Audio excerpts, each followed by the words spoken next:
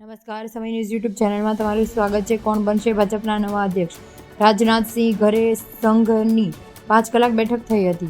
દિલ્હીમાં કેન્દ્રીય સંરક્ષણ મંત્રી રાજનાથસિંહ ઘરે ભાજપ RSSની બેઠક થઈ અને રાજનાથસિંહ ઘરે 5 કલાક સુધી બીજેપી અને RSS બેઠક ચાલી હતી. આ બેઠકમાં રાષ્ટ્રીય અને કાર્યકારી અધ્યક્ષને લઈને ચર્ચા કરવામાં આવી હતી અને ત્યારે જેપી નડ્ડા પણ ત્યાં હાજર હતા.